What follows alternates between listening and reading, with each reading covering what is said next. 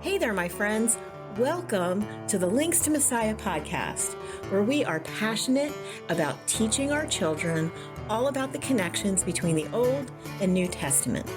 I'm your host, Rachel Links Kushner, also known as the Chief Enthusiasm Officer of Links to Messiah. I'm so thrilled to have you join us today. Come along and learn how your family and children can grow in their faith as you discover the beautiful links that God reveals throughout Scripture about the history of His people and His Son Jesus, our Messiah. Hey friends, today's episode is quite a departure from what you normally hear at the Links to Messiah podcast. So I just wanted to give you a little intro. My friend Ron Davis from the Jewish Road does a beautiful job explaining a really important part of the Passover Seder meal. That part is called the Afikomen.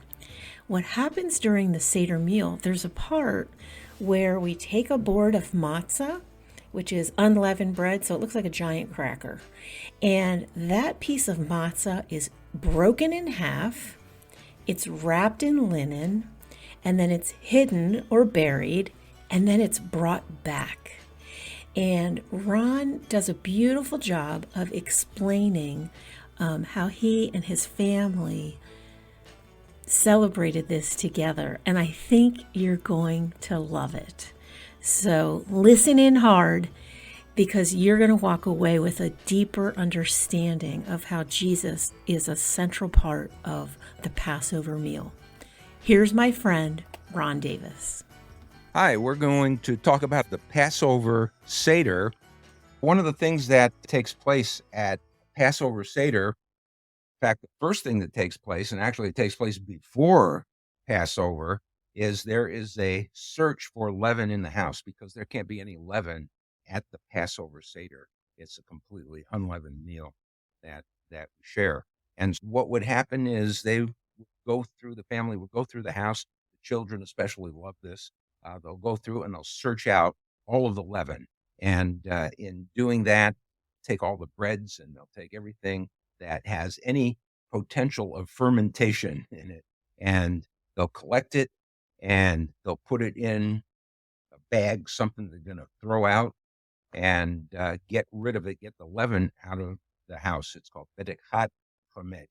And it's getting out the leaven. And what will happen is once they get all of the leaven out, the father will usually go through the house and they'll leave a couple of little crumbs someplace, and he'll take a feather and he'll put his hand out and he'll just sweep it into his hand, throw it away. And now the ceremony is finished and they have gotten all the leaven out of the house. And you might ask, why is this so important? When the children of Israel left Egypt, the scripture tells us that they didn't have any time to let the bread rise, and they didn't put any yeast or any leaven into it. It baked on their backs as they left Egypt. And so we have that flat bread that is unleavened bread that we call matzah. And what does matzah represent? What does the leaven represent that is not in the bread that we eat during this Passover week? The leaven represents, we might say, sin. It also represents false doctrine. Matthew, in his gospel, talked about the leaven of the Pharisees, and it is not something that is desirable. And the picture and the illustration is that you're going to move out of Egypt and you're going to move into an unleavened life, a life that now the Lord is taking you to. He's taking you to something else. And we have for 7 days, we eat matzah and learn to love it. And we have all kinds of recipes that we can use with it. And we have an unleavened week, and it's something that becomes very important in the remembrance. Again, everything is a remembrance in Judaism. We remember our past, but we look forward to what God is going to do, because all of that is a picture of what He has already set out. Hey there, my friends. I'm interrupting this podcast for just a minute to tell you about the ultimate freebie packet for your family for the upcoming spring holidays of Purim and Passover. If you're looking for some fun and educational activities to keep your kids engaged, we've got you covered. You can head over to linkstomessiah.com and click on the resources tab to grab your ultimate Purim and Passover freebie packet. Dive into the world of Purim by creating and decorating your own crown, just like Queen Esther. Challenge your little ones with the thrilling Purim, maze, and crossword puzzle. Explore vocabulary related to Purim with the unique coloring page that we created just for you. But that's not all. Immerse your children in the Passover story with the Moses character coloring page, complete with "Let my people go" written at the bottom. You can get creative with a Seder plate to color and cut out, and my favorite, embark on a Red Sea craft adventure. And for a dash of challenge, don't miss our memory game and our 10 plagues coloring sheets. It is an epic adventure of learning and fun for your kids. So visit the linkstomessiah.com website and click on the resources tab, or you can click the link in the show notes. Now back to our conversation.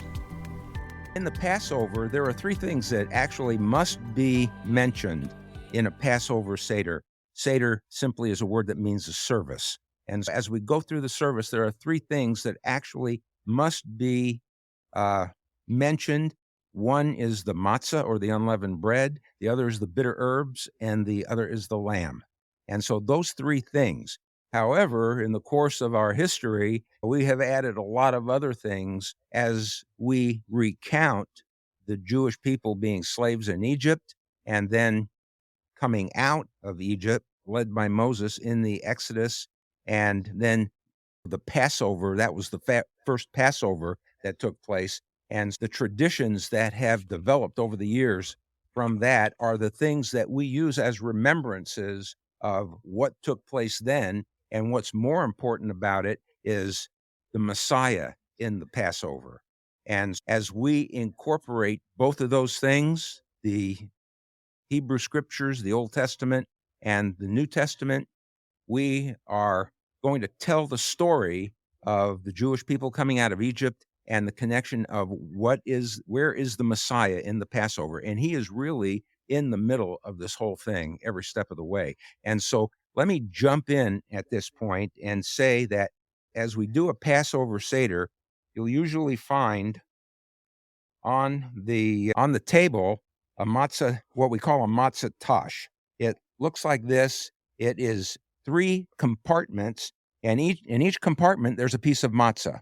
And what we do at the Seder, we usually at this point, and this happens at the beginning of the Seder, we take out the middle piece of matzah, and this is what a piece of matzah looks like. And you can see that it's striped and it has holes in it, it's pierced. And that's an important part of it when we consider the Messiah, since he related himself to this unleavened bread. But what we do with it at this point of the Seder is we take it and we break it, and then we wrap it in like a white linen. So that's what I'm going to do here. I'm going to wrap it up. And then what is usually done is the Abba, the father, who is running the Seder, will hide this.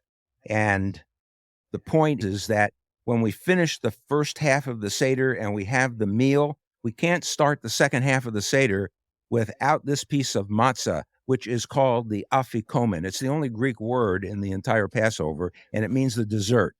And we can't start the last half of the Seder without this. Usually a part of the tradition in a Jewish Seder is during that time of the meal, the kids in the family will run around and try to find it and steal it. And then you can't start the Seder until you have this Afikomen, and they'll negotiate with the father once they find it, and he'll have to buy it back from them.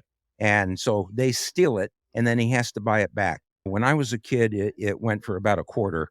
The latest thing I heard is they got World Series tickets for it.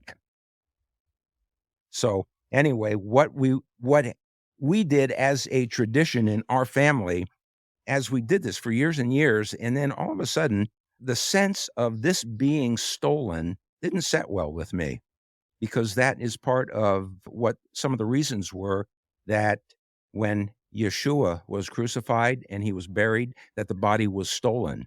And he's going to relate this to his body. And we do that in the Passover Seder. So what I did when that was bothering me enough, and it was something I researched at the Hebrew University, no less, as trying to get information where this tradition came from, and it was all over the place and nobody really knew. Not being real satisfied with the fact that this piece of matzah was stolen, I took all my grandkids and we went out into the backyard and we made this little thing here. It's just a cardboard box that we cut out, and they cut things out and they decorated it and trees and all of that. And we cut out a little opening here. And so what I would do in the Passover is I would take that Afikomen, instead of hiding away and having it stolen, I would put it in there, and that's where it would stay until after the meal, and then we come back from the meal, and we would have to bring the Afikomen back into the Passover Seder, right? Because you can't start the second half without it. That's the tradition. And what the kids didn't know is, while they weren't looking, I would take the piece of matzah out of there and just leave the linen in there.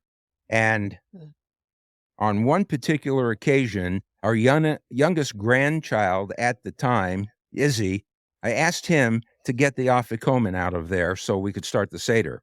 And so he went up, he basically rolled the stone away, and he reached in and he was feeling around, and he couldn't feel this Afikomen. And he took the linen out and he opened it up and he said, "It's empty. It's gone." And then a little light bulb went off in his head and he said, "He's risen."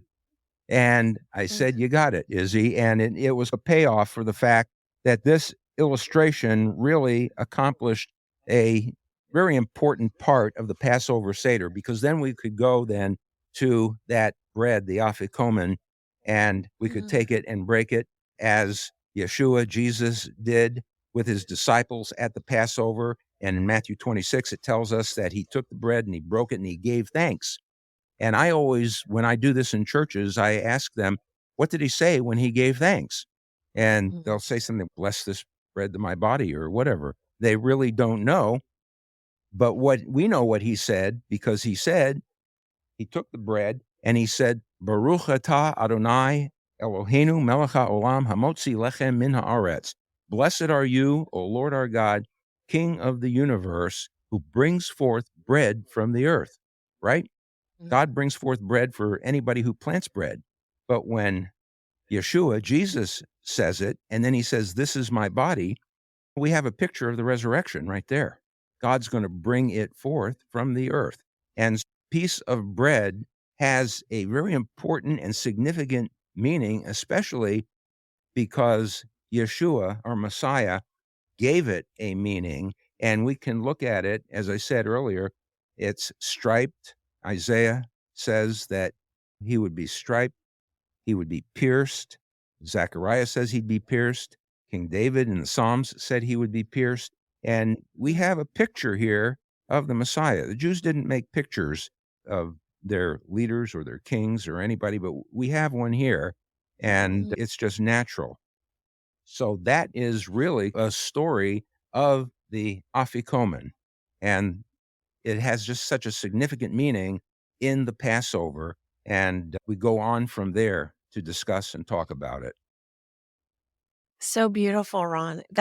What a beautiful example for your grandkids, and to have that aha moment, to put their hand in there and then pull out the linen, and there's no body, there's no matzah, there's Yeshua. Where is he? Yeah. He has risen. Amazing. Yeah. That is such a great And illustration for it's your great. We did this about 8 years ago because Izzy was 5 at the time, and now he's 13 and is going to be bar mitzvahed this coming this year.